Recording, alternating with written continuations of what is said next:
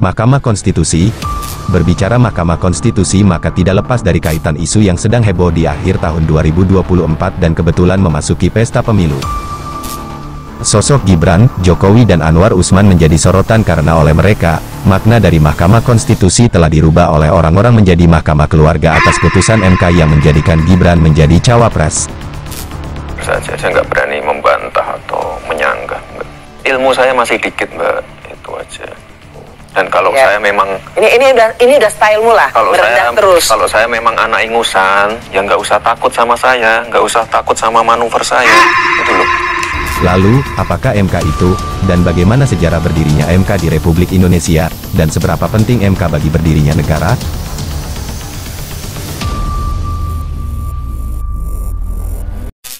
Mari kita kupas secara tuntas, mendalam, dan lebih penuh keingintahuan yang besar, agar catatan sejarah, dan hal-hal penting lainnya dapat kita pahami secara baik dan benar.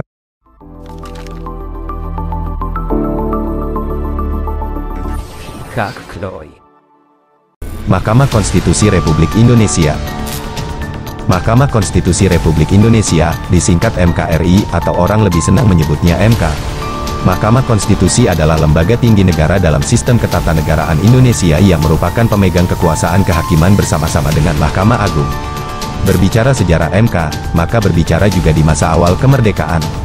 Bila ditelusuri dalam sejarah penyusunan Undang-Undang Dasar 1945, ide Hans Kelsen mengenai pengujian undang-undang juga sebangun dengan usulan yang pernah diungkapkan oleh Muhammad Yamin dalam sidang Badan Penyelidik Usaha Persiapan Kemerdekaan Indonesia, BPUPKI. Yamin mengusulkan bahwa seharusnya Mahkamah Agung diberi wewenang untuk membanding undang-undang, dalam kata lain, kewenangan judicial review. Namun usulan Yamin ini disanggah oleh Supomo dengan alasan bahwa pertama, konsep dasar yang dianut dalam UUD 1945 yang telah disusun bukan konsep pemisahan kekuasaan, dalam bahasa Inggris yaitu separation of power, melainkan konsep pembagian kekuasaan, dalam bahasa Inggris yaitu distribution of power. Kedua, tugas hakim adalah menerapkan undang-undang, bukan menguji undang-undang. Dan ketiga, kewenangan hakim untuk melakukan pengujian undang-undang bertentangan dengan konsep supremasi Majelis Permusyawaratan Rakyat, sehingga ide akan pengujian undang-undang terhadap undang-undang dasar yang diusulkan Yamin tersebut tidak diadopsi dalam UUD 1945. Kemudian berbicara pada saat masa reformasi 1998. Seiring dengan momentum perubahan UUD 1945 pada masa reformasi, tahun 1999 sampai tahun 2004, ide pembentukan Mahkamah Konstitusi, MK, di Indonesia makin menguat.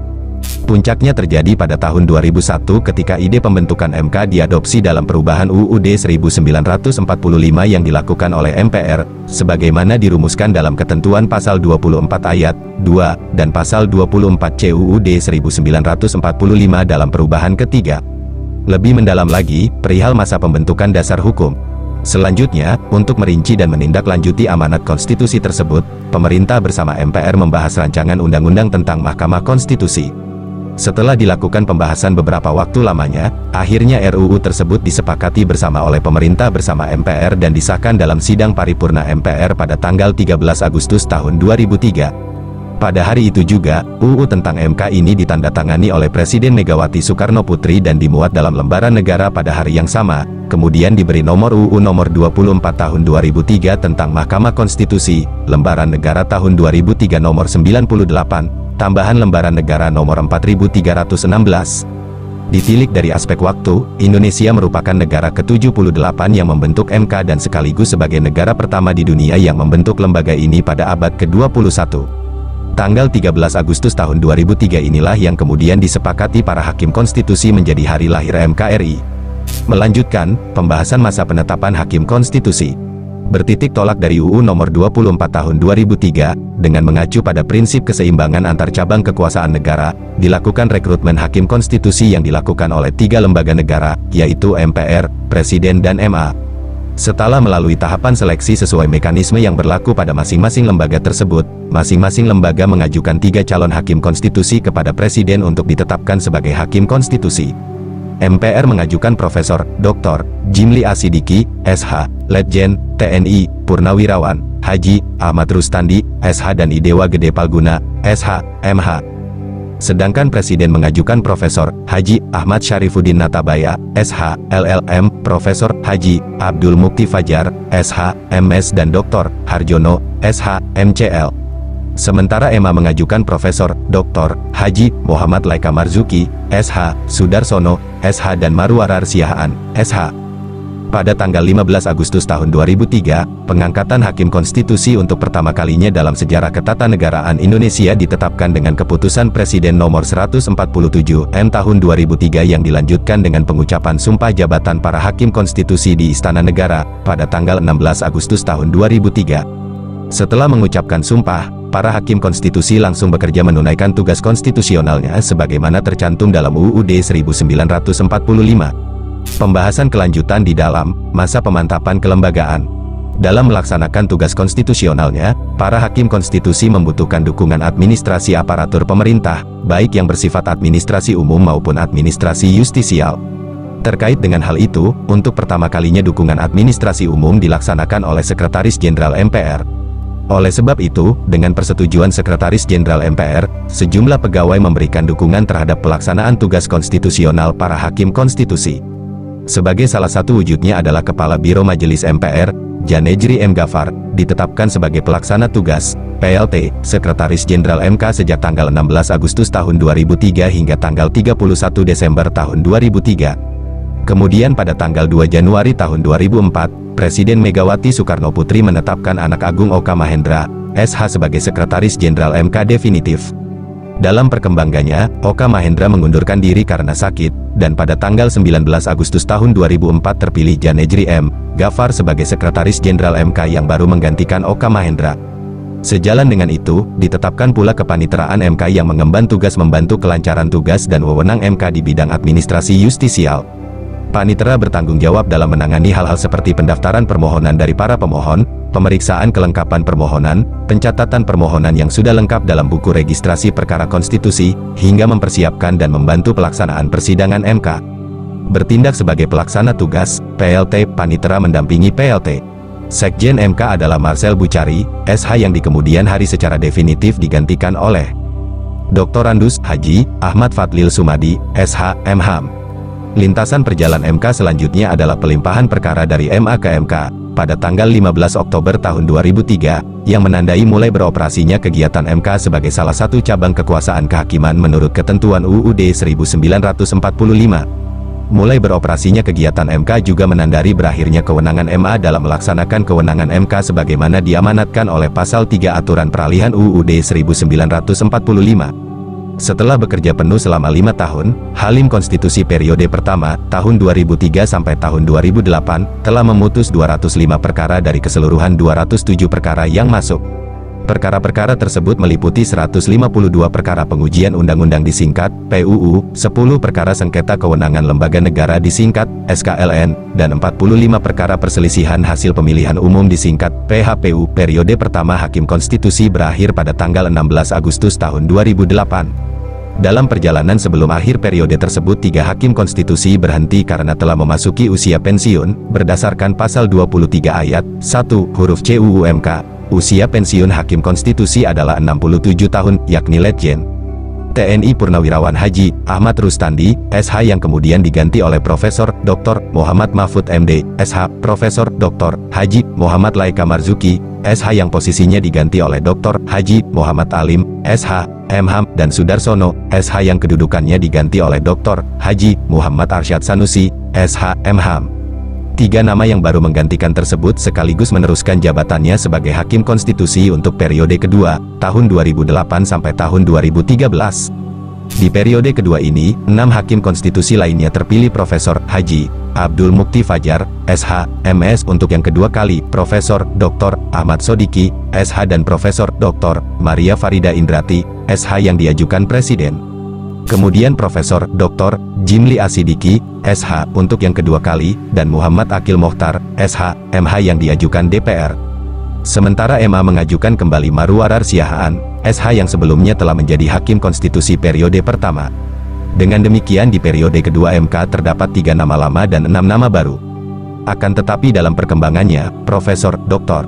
Jimli Asidiki, SH mengundurkan diri sebagai Hakim Konstitusi yang berlaku efektif mulai tanggal 1 November tahun 2008 dan digantikan oleh Dr. Harjono, SH, MCL, yang mengucapkan sumpah pada tanggal 24 Maret tahun 2009, sedangkan Profesor Haji Abdul Mukti Fajar, SH, MS dan Marwarar Siahaan, SH mulai tanggal 1 Januari tahun 2010 memasuki usia pensiun dan digantikan oleh Dr. Hamdan Zoelfa, SH, MH dan Dr. Andus Haji Ahmad Fadlil Sumadi, SH, MH, yang mengucapkan sumpah pada tanggal 7 Januari tahun 2010. Formasi 9 Hakim Konstitusi inilah yang sekarang menjalankan tugas-tugas konstitusional Mahkamah Konstitusi.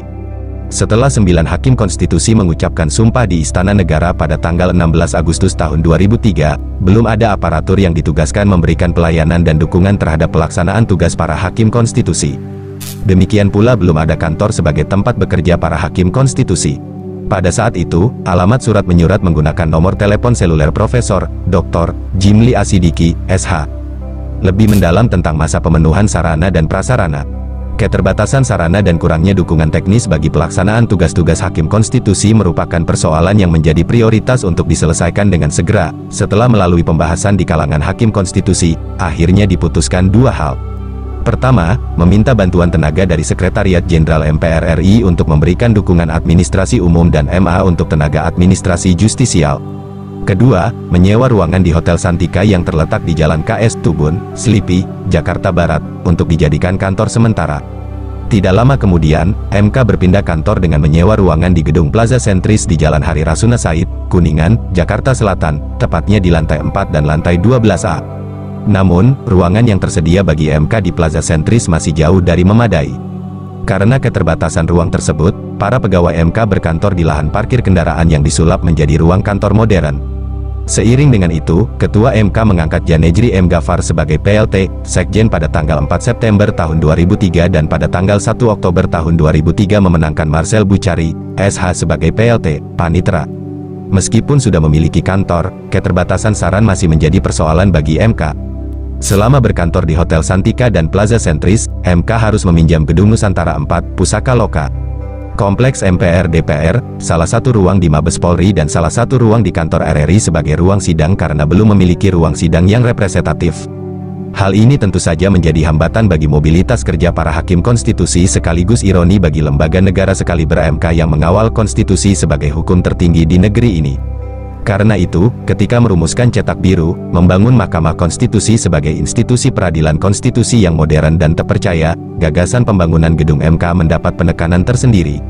Setelah menempati gedung di Jalan Medan Merdeka Barat nomor 7 Jakarta Pusat milik Kementerian Negara Komunikasi dan Informasi disingkat Kominfo, pada tahun 2004, barulah MK bisa menggelar persidangan di kantor sendiri.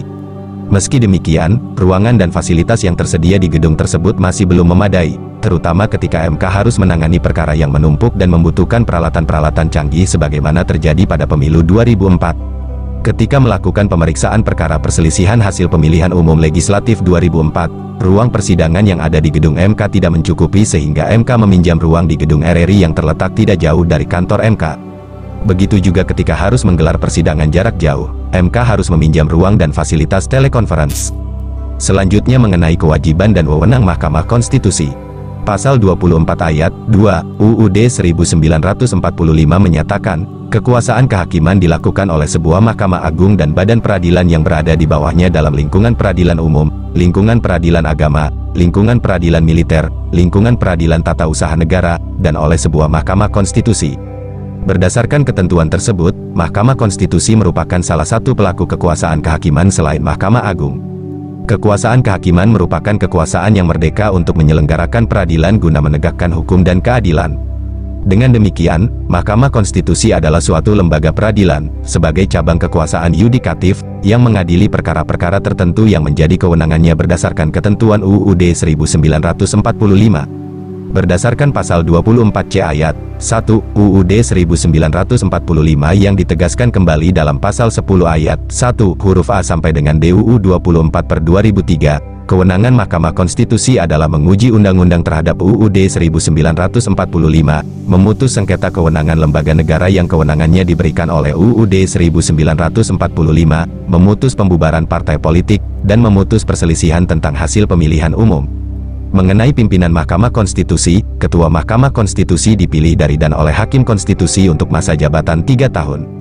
Ketua MK yang pertama adalah Profesor Dr. Jimli Asidiki, SH. Guru Besar Hukum Tata Negara Universitas Indonesia kelahiran tanggal 17 April tahun 1956 ini terpilih pada rapat internal antar anggota Hakim Mahkamah Konstitusi tanggal 19 Agustus tahun 2003. Jimli terpilih lagi sebagai ketua untuk masa bakti tahun 2006 sampai tahun 2009 pada tanggal 18 Agustus tahun 2006 dan disumpah pada tanggal 22 Agustus tahun 2006 dengan wakil ketua Profesor Dr. M. Laika Marzuki, SH bersama 7 anggota hakim pendiri lainnya dari generasi pertama MK, Profesor Dr. Jimli Asidiki, SH dan Profesor Dr. M. Laika Marzuki berhasil memimpin lembaga baru ini sehingga dengan cepat berkembang menjadi model bagi pengadilan modern dan terpercaya di Indonesia. Di akhir masa jabatan Profesor Jimli sebagai ketua, MK berhasil dipandang sebagai salah satu ikon keberhasilan reformasi Indonesia.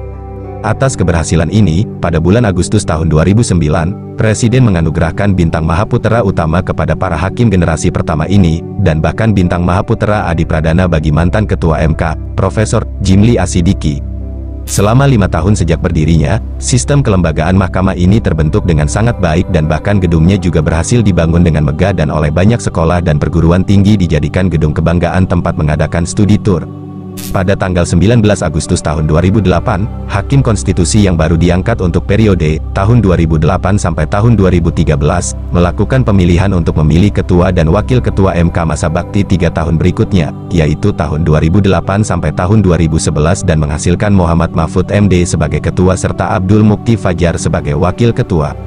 Sesudah beberapa waktu sesudah itu, pada bulan Oktober tahun 2009, Profesor Jimli Asidiki, SH mengundurkan diri dari anggota MK dan kembali menjadi Guru Besar Tetap Hukum Tata Negara Universitas Indonesia. Pada periode tahun 2013 sampai tahun 2015 terpilih ketua yaitu Akil Mohtar, namun dia mencoreng nama institusi ini dengan terlibat kasus suap sengketa pemilu Kabupaten Lebak dengan terdakwa Tubagus Hairi Wardana, dan melibatkan Gubernur Banten Ratu Atut Hosiah. Akil Mohtar menjadi terdakwa dan diberhentikan pada tanggal 5 Oktober tahun 2013, dan jabatan Ketua Mahkamah Konstitusi diserahkan kepada Hamdan Zoelfa pada tanggal 1 November tahun 2013. Hamdan saat itu menjabat sebagai Wakil Ketua MK. Pada tanggal 7 Januari tahun 2015, Hamdan Zoelfa resmi mengakhiri jabatannya sebagai Hakim Konstitusi sekaligus Ketua Mahkamah Konstitusi. Posisinya digantikan oleh Arif Hidayat yang sebelumnya menjabat sebagai Wakil Ketua Mahkamah Konstitusi. Arif Hidayat terpilih secara aklamasi sebagai ketua sementara untuk wakilnya Anwar Usman, terpilih melalui voting pada rapat yang digelar oleh 9 hakim konstitusi pada tanggal 12 Januari tahun 2015. Pada tanggal 14 Januari tahun 2015, Arif Hidayat dan Anwar Usman resmi membacakan sumpah jabatan di hadapan Wakil Presiden Yusuf Kala. Tentang Hakim Mahkamah Konstitusi, para hakim menjalankan wewenang Mahkamah Konstitusi sebagai salah satu pelaku kekuasaan kehakiman. Jabatan Hakim Konstitusi berjumlah 9 orang dan merupakan pejabat negara yang ditetapkan oleh Presiden. Hakim Konstitusi diajukan masing-masing 3 orang oleh Mahkamah Agung, 3 orang oleh Dewan Perwakilan Rakyat, dan 3 orang oleh Presiden. Masa jabatan Hakim Konstitusi adalah 5 tahun, dan dapat dipilih kembali untuk 1 kali masa jabatan berikutnya. Hakim Konstitusi hanya dapat dikenai tindakan kepolisian atas perintah Jaksa Agung setelah mendapat persetujuan tertulis dari Presiden, kecuali dalam hal tertangkap tangan melakukan tindak pidana, atau berdasarkan bukti permulaan yang cukup disangka telah melakukan tindak pidana kejahatan yang diancam dengan pidana mati, tindak pidana kejahatan terhadap keamanan negara, atau tindak pidana khusus. Tentang Sekretariat Jenderal Mahkamah Konstitusi Republik Indonesia. Sekretariat Jenderal Mahkamah Konstitusi mempunyai tugas melaksanakan dukungan administrasi umum kepada para hakim konstitusi. Sekretariat Jenderal dipimpin oleh seorang Sekretaris Jenderal. Tentang Kepanitraan Mahkamah Konstitusi Republik Indonesia. Kepanitraan MK memiliki tugas pokok memberikan dukungan di bidang administrasi justisial. Susunan organisasi kepanitraan MK terdiri dari sejumlah jabatan fungsional panitera. Kepanitraan merupakan supporting unit hakim konstitusi dalam penanganan perkara di MK. Mengetahui tentang persidangan, sidang panel. Sidang panel merupakan sidang yang terdiri dari 3 orang hakim konstitusi yang diberi tugas untuk melakukan sidang pemeriksaan pendahuluan. Persidangan ini diselenggarakan untuk memeriksa kedudukan hukum pemohon dan isi permohonan. Hakim konstitusi dapat memberi nasihat perbaikan permohonan. Rapat permusyawaratan hakim, disingkat RPH, bersifat tertutup dan rahasia. Rapat ini hanya dapat diikuti oleh hakim konstitusi dan panitera.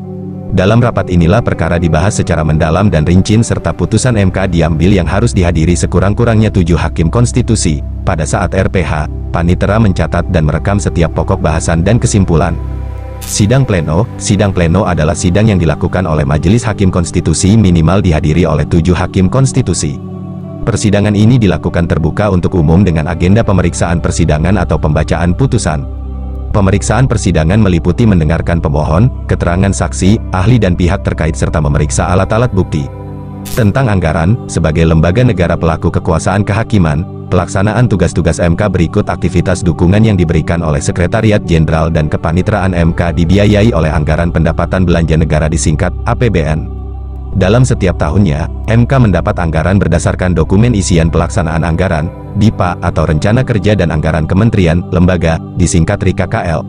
BPK memberikan opini wajar tanpa pengecualian disingkat, WTP, atas laporan keuangan MK tahun anggaran 2006. Kemudian pada laporan keuangan tahun 2007, 2008 dan 2009 MK kembali meraih predikat WTP berturut-turut dari BPK. Untuk anggaran tahun 2020 MK mengajukan anggaran sebesar Rp554,5 miliar.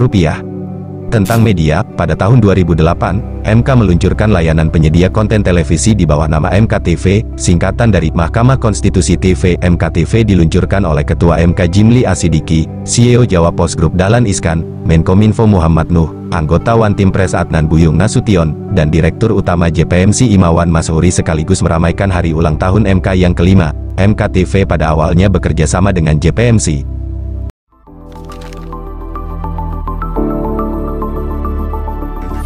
Как Крой.